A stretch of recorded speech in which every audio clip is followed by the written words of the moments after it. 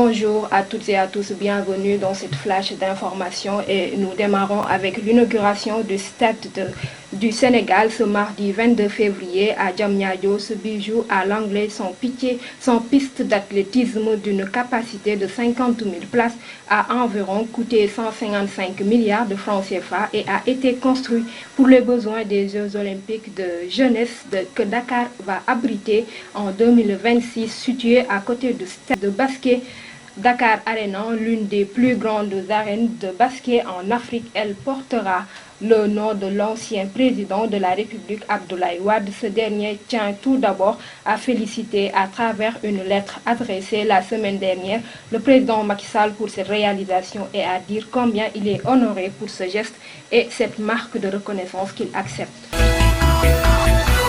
Parlons à présent de tout à fait autre chose, l'année scolaire 2021-2022 qui est marquée par plusieurs semaines de perturbations liées à des grèves déclenchées par les syndicats du G7 pour amener le gouvernement à appliquer le protocole d'accord signé en 2018 avec les centrales concernées, syndicats d'enseignants. Le G7, une coalition regroupant les principaux syndicats du secteur de l'enseignement du Sénégal, a donc décidé de maintenir son mot d'ordre de grève en vigueur depuis plusieurs semaines. Samedi, à l'issue d'une rencontre avec le gouvernement que la presse présentait comme celle de la dernière chance, les deux parties ont finalement décidé de se rencontrer une nouvelle fois ce jeudi pour tenter de rapporter leurs différentes positions. Pour rappel, les points d'accord à appliquer portent notamment sur le relèvement du montant de plusieurs indemnités, à savoir l'indemnité de logement, l'indemnité d'enseignement ou de contrôle et d'encadrement. Toujours dans ce même sillage, Moustapha Diakhaté pointe une irresponsabilité gouvernementale et un extrémisme syndical pour l'ancien président du groupe parlementaire Benno Bokk Yakaar à l'Assemblée nationale. Ce problème est la jonction de deux facteurs. D'abord, l'irresponsabilité du gouvernement actuel qui avait signé des accords avec le mouvement syndical et qui manifestement ne les a pas respectés. De l'autre côté, il y a un extrémisme syndical. Ainsi, il affirme que c'est légitime le combat que les travailleurs mènent parce qu'il y a une désarticulation sur le système de rémunération et des écarts de salaire inouïs dans la fonction publique. De ce fait, Diakhaté propose la suppression des statuts et mettre en place des contrats. Comme ça, chacun aura ce qu'il le mérite. Toujours avec les mouvements d'humeur, grève des travailleurs de l'hôpital Thierno Mansour Baro de Mbour. Ce lundi, l'intersyndicale des travailleurs de l'hôpital de Mbour annonce avoir décidé de décréter une grève de 2 jours à partir d'aujourd'hui. Les grévistes comptent par ce biais amener les autorités concernées à finaliser le dossier polymètre du nom du centre d'imagerie médicale de cet hôpital, cet établissement de santé de niveau 1. Toutefois, il annonce que seules les urgences seront prises lors de ce mouvement de grève initié par l'intersyndicat regroupant le syndicat autonome des médecins du Sénégal, SAMES, le syndicat unique des travailleurs de la santé et de l'action sociale, SUTSAS, et le syndicat national des travailleurs de la santé, SYNTRAS. Ainsi, dans une note adressée à la directrice de l'hôpital, l'intersyndicale se dit disponible pour une rencontre de réflexion malgré son mot d'ordre. Et nous terminons cette partie avec ce drame à Podor. Un militaire meurt noyé dans le fleuve Sénégal, dans la commune de Podor. Le corps sans vie d'un jeune soldat a été repêché des eaux du fleuve Sénégal.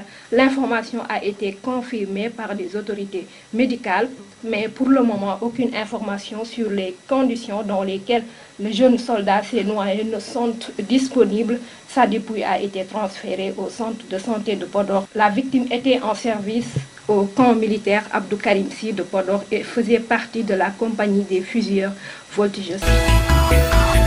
C'était tout pour l'actualité nationale. Place à l'actualité internationale avec notre consoeur Fatou Diouf. Bonjour Fatou. Bonjour Maya, bonjour chers téléspectateurs. Nous démarrons l'actualité internationale avec drame au Niger. Des enfants ont été tués à la frontière, victimes d'une frappe aérienne nigérienne. Au Niger, 7 enfants ont été tués et 5 d'autres ont été blessés alors qu'ils jouaient dans la cour d'une maison dans la région de Maradi, à la frontière avec le Nigeria. Ils ont été victimes d'une frappe de l'armée nigérienne. Nous allons poursuivre avec l'arrivée du président turc en RDC sur le signe de la coopération économique et sécuritaire, renforcement de la coopération entre la RDC et la Turquie. Les deux pays ont signé des accords dans le domaine de l'économie et de la sécurité. Des accords signés lors du développement du président turc Recep Erdogan en RDC. Le couple présidentiel turc est arrivé à Kinshasa ce dimanche à la tête d'une forte délégation du pays.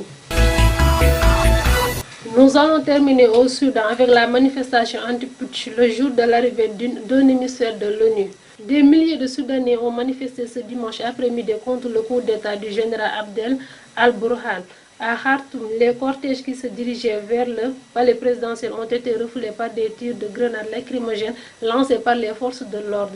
Cette manifestation spontanée s'est tenue au moment où l'émissaire de l'ONU pour les droits humains a entamé sa première visite depuis le putsch du 25 octobre. C'était tout pour l'actualité internationale.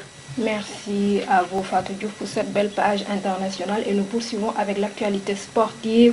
Le combat d'hier, Reug Reug qui terrasse Gouye Gui. Le combat a démarré timidement. Les deux lutteurs ont observé un round d'observation d'une dizaine de minutes à distance l'un de l'autre. C'est finalement après l'avertissement de l'arbitre qui a relancé les deux hommes que les choses sérieuses ont démarré.